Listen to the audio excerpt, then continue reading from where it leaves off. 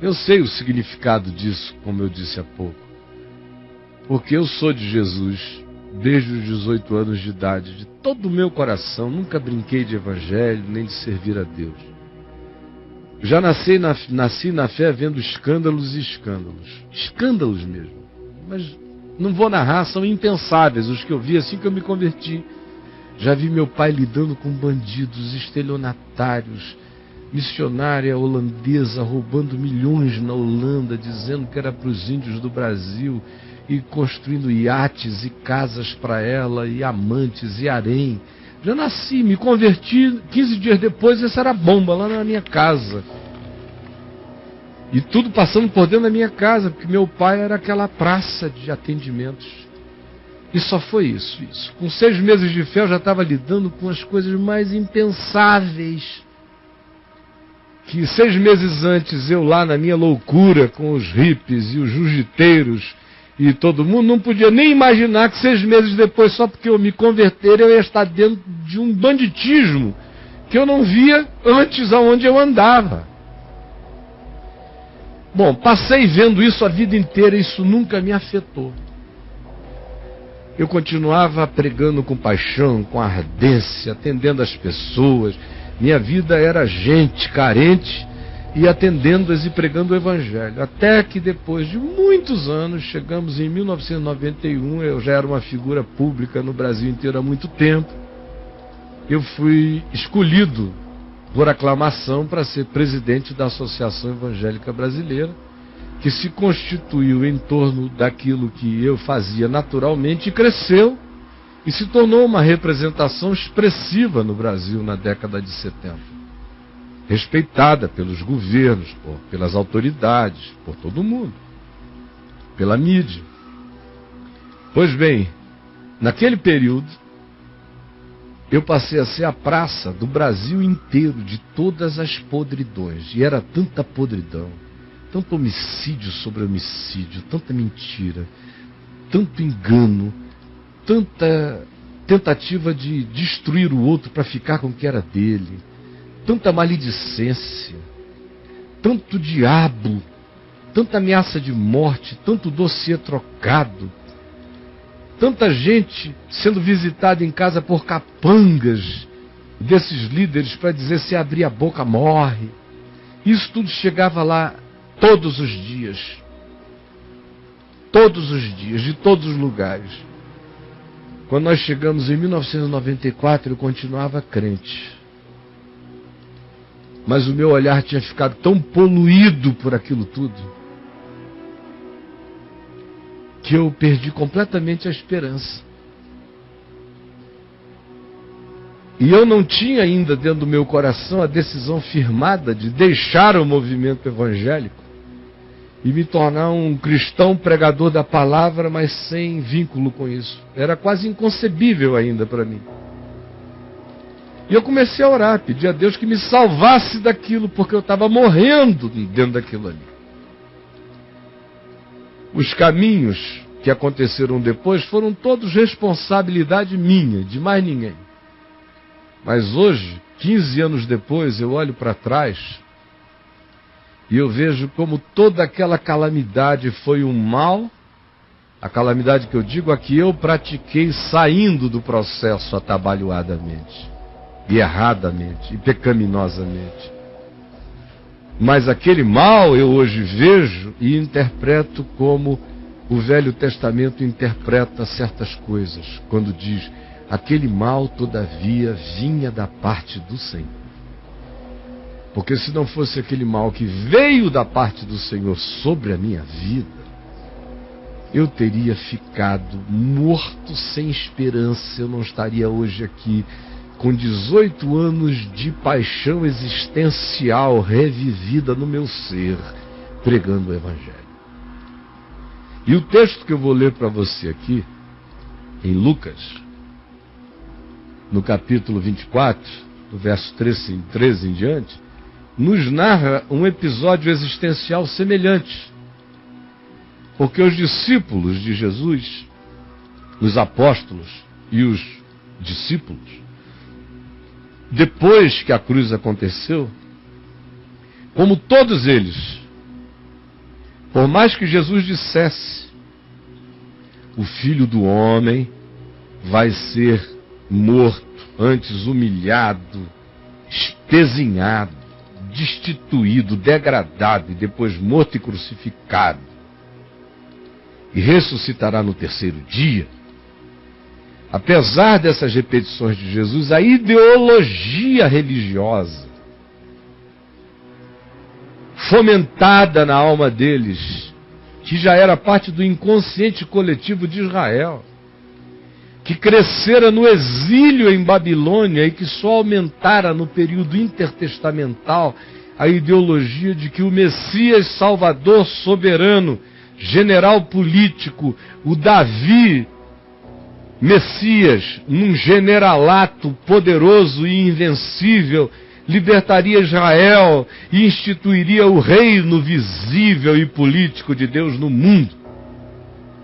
Essa era a expectativa deles, apesar do que Jesus dissera, e num certo sentido, essa se tornou, apesar de que eu lia e explicava o equívoco deles, mas isso é tão forte que entrou em mim sem eu sentir, e eu fiquei com aquela expectativa de que o Evangelho iria converter a igreja ao Evangelho, e a gente iria ter uma coisa linda acontecendo. E depois de 30 anos pregando de manhã, de tarde, de noite, me matando, me esfalfando, você vai vendo só as coisas piorarem, e se cumpre uma outra realidade. Por mais que Jesus tenha dito, olha, pequenino rebanho, vocês são um pequenino rebanho, alegrem-se, porque carne e sangue não discernem essas coisas, isso é revelação do Pai, perseverem, não se cansem, vem uma grande apostasia nos últimos dias, eis que eles vos odiarão, matarão uns aos outros, o amor se esfriará. Paulo dizia, nos últimos dias o Espírito afirma expressamente que eles obedecerão espíritos enganadores, se desviarão da fé, mas usarão o nome de Deus como fachada, negando-lhe o poder. Mas apesar de saber isso tudo, o coração é lento e é tomado por esperanças falaciosas que trabalham contra a realidade do Evangelho. Era assim que eles estavam, ideologicamente desmoronados, porque a palavra de Jesus dava um testemunho diferente, mas a ideologia que eles deixaram prevalecer na mente deles era a ideologia judaica, e por mais que Jesus falasse como lhe aconteceria, eles não introjetavam, eles não concebiam, eles achavam que chegariam em Jerusalém e tudo seria vitória de Jesus sobre a religião. Aí entraram em depressão todos eles. O contexto é esse. Naquele mesmo dia, 2 deles estavam de caminho para uma aldeia chamada Emaús, distante de Jerusalém, uns 13 quilômetros a 15 quilômetros, na direção do mar Mediterrâneo, hoje de Tel Aviv. Iam conversando os dois a respeito das coisas acontecidas em Jerusalém com Jesus, a tragédia, as histórias da frustração absoluta que eles tinham provado, do engano que eles achavam que lhes tinha acontecido, embora Jesus fosse tão gente boa. Pena que era bom demais para ser verdade. Aconteceu que enquanto conversavam e discutiam um com o outro, discutindo, teologizando, argumentando, como vocês ficam por aí quando estão nesse estado, eu só vejo a discussão para lá e para cá e nada de vida acontecendo. Enquanto isso, o próprio Jesus se aproximou e ia com eles, mas os seus olhos estavam tão condicionados ao morto que eles não conseguiam ver o ressuscitado. Seus olhos estavam como que impedidos de o reconhecer. Os seus olhos estavam todos manchados pelos embrulhos das notícias trágicas da quinta e da sexta-feira. E Jesus se manifesta glorificado, sem as contingências, sem as marcas do tempo, Fisionomicamente era ele, mas transcendia ao Cristo histórico, marcado, moreno, com pé de galinha surgindo na cara, com mão de carpinteiro. Não, eles viram um ente que era denso, de uma maravilha que eles não podiam explicar, e era humano o suficiente para com eles interagir. Seus olhos estavam tão condicionados à crucificação que eles não podiam ver a ressurreição do crucificado diante deles. Então lhes perguntou Jesus: que é isso que vos preocupa, e de que ide tratando e compartilhando no Facebook, por internet, chorando na casa uns dos outros, à medida em que caminhais? E eles pararam chateados, achando que conversavam com um alienado, que não sabia de nada. Um, porém, chamado Cleopas, respondeu dizendo: olha que resposta, és o único, e que ironia, és o único, porventura, que tendo estado em Jerusalém, ignoras as ocorrências destes últimos dias?